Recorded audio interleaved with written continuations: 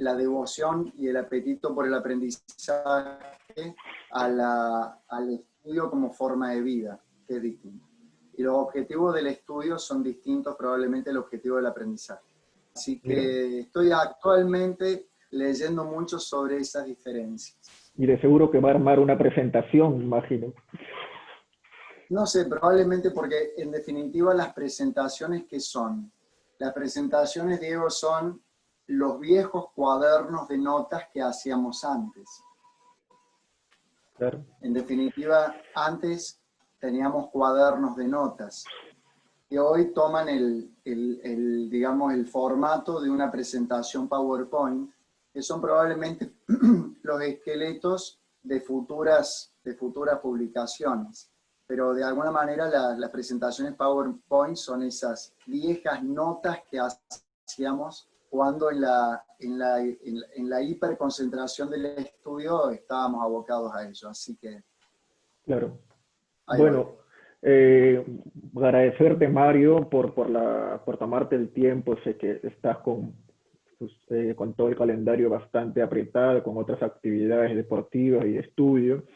Este formato que hemos realizado con Horacio Anselmi el martes anterior y el presente es básicamente como una orientación para que nos puedas dar a reflexión algunas herramientas, algunas pautas, algunos consejos sobre la situación actual que estamos viviendo, el pasar mucho tiempo en casa, ¿no? Y pasamos usualmente más tiempo con el teléfono o frente a una computadora. Y hoy por hoy, toda la catarata de informaciones buenas, malas que se da en las redes sociales, muchas veces encandila en personas que recién se están iniciando en el mundo del entrenamiento deportivo o de la fisioterapia deportiva. Entonces, esto no tiene ningún tipo de formato, el tiempo es el que usted considere y la primera pregunta que me gustaría hacer, básicamente que nos va a ayudar bastante a todos, ¿qué consejos y qué herramientas nos darías para una correcta formación desde el punto de vista académico para todos los que estamos trabajando en el ámbito del ejercicio físico y la salud, entendiendo que por un lado están las redes sociales que abundan y que quizás no es el camino correcto, ¿no? Esta es la primera pregunta que me gustaría hacerla.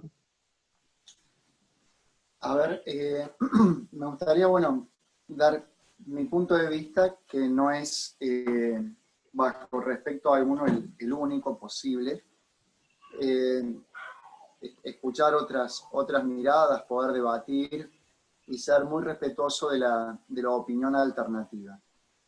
Eh, a ver, usted sabe que, a ver, hace 31 años que soy profesor universitario, y a lo largo de esos 31 años, realmente un porcentaje extremadamente pequeño, muy, muy pequeño, de alumnos han logrado devenir en estudiantes. Es más, lograron algunos a duras penas de alumnos transformarse en estudiantes durante el cursado de la carrera. Pero una vez egresados, dejaron de ser estudiantes. Por lo tanto, qué difícil como profesor universitario para mí es ahora alentar y motivar a una vida de estudio cuando tenemos la tremenda tentación de una rápida fama y eventualmente hasta de una rápida, digamos, incremento de la posibilidad laboral cuando tenemos de pronto esas herramientas provistas por las redes sociales. Es decir, ¿cómo le digo a un alumno que me gustaría motivarlo para ser estudiante? Claro, cuando hay aparentemente caminos más rápidos, más directos que el de transformarse en influencer, ¿no? Entonces, es realmente una severa dificultad. Pero acá va la diferencia. Las redes sociales no son un ámbito de libertad. Las redes sociales son un ámbito del conductismo, del modelo conductista de aprendizaje llevado a la enésima potencia. El modelo clásico de estímulo condicionado e incondicionado supone aprendizaje sumamente básico, pero el estudio es otra cosa. El estudio no es lo mismo que el aprendizaje. Aprendizaje tiene una raíz común en el latín con aprendere, que quiere decir tomar, poseer, apropiarse de. Y el estudio es exactamente lo contrario. El estudio implica libertad, implica inutilidad. La gente que estudia, la gente que realmente dedica su vida al estudio, nunca termina. Porque una vez que cree haber aprendido, se desarma y reinicia. Es una tarea agotadora de reinicio permanente. Hay una representación de la mitología griega de Penélope, que espera a Ulises en la Odisea, que todos los días teje para todas las noches destejer. Es una interminable y agotadora tarea de hacer para deshacer, en espera. Es como la condena de Sísifo, que todos los días levantaba la roca por la colina y después volvía para abajo para volver a iniciar. Por lo tanto, muchas veces, el que realmente dedica la vida al estudio, lo hace por, digamos, la riqueza espiritual que implica dedicar, con un carácter estrictamente inútil, la vida a la construcción intelectual. El aprender sin estudiar tiene un carácter inmediatamente utilitario. Claro, aprendo para adquirir saberes, herramientas que me permitan, por ejemplo, lograr un determinado fin en la vida. El sujeto que estudia no se preocupa por ese carácter utilitario. Estudio porque me gusta estudiar. No sé si va a ser útil o no. Simplemente porque me gusta. Y reinicio permanentemente la tarea ante la tremenda motivación y apetito o deseo que genera estar frente a una nueva obra. Las redes sociales no generan cultura de estudio. Generan distracción, eventualmente el carácter utilitario de apropiarme de una idea para poder aplicarla y lograr un determinado fin, pero no generan la libertad que la vida de estudio supone. Por lo tanto, las redes sociales nos están quitando estudiantes. No sé si me explico. Tenemos aprendices que azarosamente captan ideas, captan ejercicios, captan posteos, captan, o sea, aprenden, pero no hay libertad, que es muy diferente. Ahora la siguiente pregunta, Diego, que de alguna manera creo que implícitamente la formuló, es si la educación física y el entrenamiento necesitan o no gente de estudio. Porque probablemente puede surgir la tesis de si lo nuestro es, entre comillas, eminentemente práctico, claro, operativo, utilitario, ¿hace falta gente que tenga libertad para estudiar, que sienta inclinación a la vida intelectual del estudio? ¿O nos alcanzaría y sobrarían, claro, infógrafos que resuman un paper, posteos en redes sociales, influencers, ejercicios, frases hechas, y no el camino de tejer y destejer todos los días, desde la máxima libertad que el estudio implica. Y creo que los que realmente han marcado, claro, las grandes tendencias y generaron cambios importantes en nuestro campo han sido personas de estudio. Han sido personas que aman estudiar, que aman la vida de estudio y aman entrenar, que aman las dos cosas, pero que aman la libertad que el estudio implica. Creo que necesitamos menos digamos, pensar en términos de la libertad del estudio y el tiempo que eso implica, más que en la inmediatez de la apropiación de esas integraciones finales o posteos o cosas que las redes sociales suponen.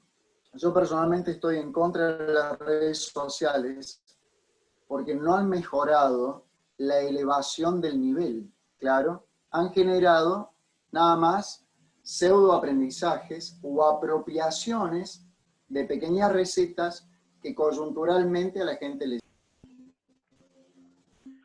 Y a raíz de esto, Mario, surge siempre que todo aquel que se inicia en el mundo del deporte cae en esa trampa de las redes sociales y lo Obvio. único copia y pega o copia y repite, solo repite lo que ve, lo que leyó, un pequeño párrafo, y hay un empobrecimiento en el análisis crítico. Yo te he escuchado muchas veces a ti, a Horacio, y la posibilidad de analizar un concepto o en el contexto me sorprende bastante. ¿Qué consejo, herramientas le darías para que un entrenador, un fisioterapeuta, empiece a hacer un análisis más crítico de lo que aparece en redes sociales y diga, bueno, tengo que estudiar, leer más? ¿Cómo puedo yo saber si esta información es cierta o es falsa? Porque muchas veces ocurre por un tema quizás de personalidad, no sé, la gente solo repite lo que ve o lo que escucha y no analiza y no cuestiona. Y este también muchas veces es uno de los principales problemas, porque a veces salen debates y con un empobrecimiento desde el marco teórico. Mira, Diego, yo no creo que haya consejos típicamente en las redes sociales. Directamente no hay que perder tiempo en redes sociales, hay que estudiar, punto. O sea, no creo que haya alguna estrategia para un aprovechamiento elevado, crítico, de lo que ya desde su raíz, desde su concepción, aleja a la gente del estudio. Creo que la decisión fuerte es lograr el autocontrol respecto de esa influencia y en algún momento de la vida sentarse a leer un libro completo. Claro. En algún momento borrar la raya entre medio de los dos glúteos mayores, porque has pasado 5 o 6 horas en un ámbito de extrema y de máxima concentración que realmente produce los cambios en tu interior, sin aspirar a por esas horas de estudio, apropiarse de una receta de carácter, porque ahí va la esencia del estudio. La esencia del estudio es que no tiene carácter inicialmente teleológico, es decir, no lo hago, es como la amistad, el estudio es como la amistad es inútil. Yo no soy tu amigo porque aspiro a tener utilidad de tu amistad. No sé si me explico. No tengo amistad con vos, ni la voy a preservar por la ventaja de la fuente laboral de ir a dar clases a Perú. No voy a ser amigo tuyo por el rédito eventual de que me pases alguna info. Soy amigo tuyo desde la total inutilidad de la amistad, porque disfruto el carácter no utilitario de la amistad. En el momento que estoy contigo, porque entiendo puede haber un rédito, es decir, una utilidad, ya no es amistad. Entonces, el estudio tiene el mismo carácter de inutilidad y por ende libertad de la amistad. Por eso creo que la verdadera amistad se da entre almas elevadas, como decía Aristóteles, la verdadera amistad. Y un rasgo de las almas elevadas es que hacen muchas cosas sin idea de fin. Es que hacen muchas cosas sin carácter de utilidad. El estudio y la amistad son actividades inútiles, por eso son libres y por eso nos hacen crecer tanto. En las redes sociales, lo único que hay es tratar de apropiarse de algo, sacar ventaja de algo. Hay carácter estrictamente utilitario. Claro. Por eso no edifican y no hay ningún consejo que pueda dar más que entender que hay otro camino totalmente distinto. Ahora, partiendo de lo que recomiendas, que comparto mucho, de la lectura constante, sobre todo lectura con evidencia, lectura seria de autores que realmente se dedican a producir conocimiento, es muy importante también para todo aquel que cuando lee, también llevarlo a la práctica, porque ocurre muchas veces en los campos de la salud o del ejercicio, solo leer y pretender que con la teoría ya tengo suficiente experiencia como para llevarlo a la práctica. ¿Consideras Claro, que es fundamental llevar de la claro, teoría a la práctica? totalmente. Es decir, aún estar haciendo un ejercicio, concentrado, tratando de relacionar imagen, concepto y kinestesia, es una forma de estudio. No sé si me explico. Estudiar no solamente es estudiar arriba un libro, es realmente comprometerse con algo, ¿se entiende la idea? Y estar en algo, estar permanentemente, rodear, entrar, salir, rumiar, ¿se entiende la idea? Sin aspirar a la apropiación final. Por lo tanto, tampoco, digamos, también puede estar estudiando un estudiante de física tratando de mejorar la calidad del manejo bajo en voleibol. ¿Se entiende la idea? También es un ámbito de estudio. Si lo hace porque el objetivo final es simplemente aprobar, ya no hay libertad y no hay estudio. Los 4 años que estudié educación física, decidí básicamente no hacerlo para aprobar. Jamás estudiar para conquistar a un profesor y que me apruebe. Hacerlo porque realmente lo disfruto, porque realmente, digamos, nada hay superior al bien que en sí mismo genera esa actividad. La propia actividad es su fin en sí mismo, y no la aprobación de una materia o lo que fuere. Entonces, eso es lo que de alguna manera, y después en las 2 carreras que hice, siguió la misma tendencia. ¿Claro? Entonces, me parece que uno de los rasgos de los profesores que más recuerdo en la vida es que precisamente indujeron ese placer por la actividad en sí misma, sin que la actividad tenga un carácter transitivo para lograr otra cosa. Claro. Bien, y bueno, tenemos también anunciar a todo el público, tenemos una capacitación que estamos organizando sobre entrenamiento excéntrico y su abordaje en el punto de vista del entrenamiento y de la prevención. Mario, si no es mucha molestia, quizás podrías anunciar básicamente lo que se va a abordar en este curso, que tiene mucha orientación hacia la salud y al deporte. No sé si... El, el, un poco la pasión por el entrenamiento muscular excéntrico nació en la década del 90 para mí, cuando empecé esta doble, podríamos decir, tarea de trabajar con deportistas de alto rendimiento, pero que al mismo tiempo te pasen, o sea, te encarguen trabajar con los que venían de viejas lesiones y no podían superar el problema. En la década del 90 se fue tejiendo como una especie de vínculo extraño, en donde te derivaban y venían deportistas con viejas lesiones mal curadas, fundamentalmente por malas cicatrizaciones de tejido conectivo. Ahí empezó el estudio del entrenamiento muscular excéntrico como una herramienta, podríamos decir, facilitadora de la degradación de tejido conectivo, y obviamente, de acuerdo a las estrategias utilizadas después, la reorganización estructural del tejido conectivo y permitir la reconquista del motor en el sector. Yo empecé siendo profesor de equipos en la década del 80, en el 88, pero ya desde un primer momento una fuerte inclinación más al diálogo con el técnico, al diálogo con el fisioterapeuta y el médico. Porque hay profesores, Diego, que desde un primer momento se vinculan más al técnico, o sea, les interesa más la parte de dirección técnica, sin una inclinación ni un interés por las cuestiones que tienen que ver con la salud del deportista. En mi caso, desde un primer momento mucho diálogo, pero mucho diálogo con médico y fisioterapeuta, y por ende, digamos, la canalización de la consulta más de parte de estos agentes que del técnico, claro.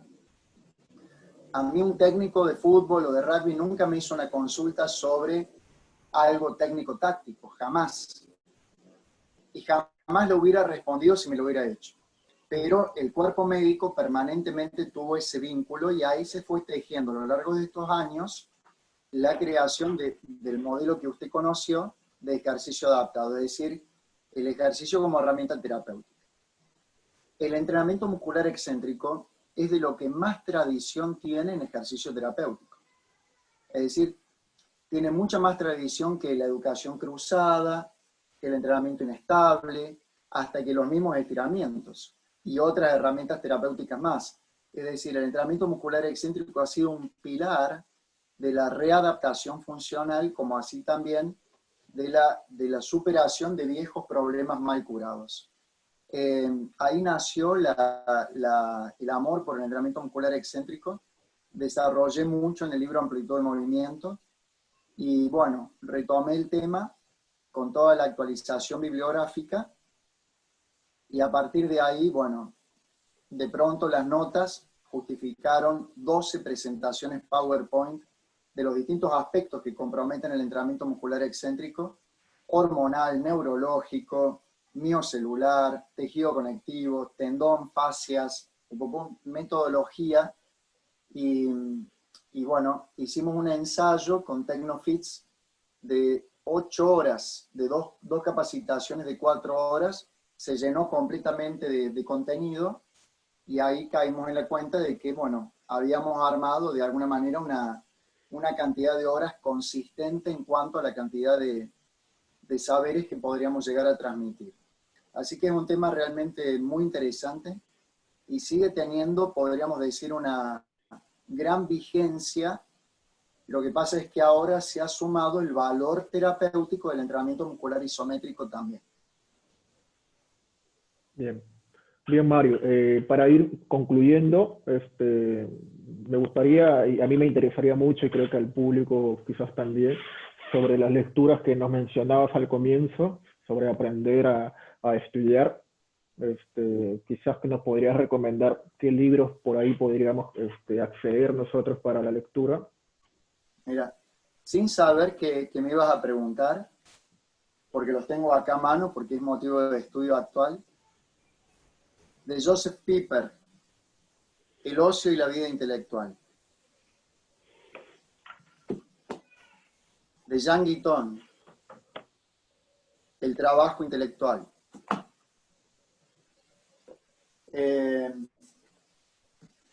Hay un artículo, un ensayo muy reciente, ya lo traigo.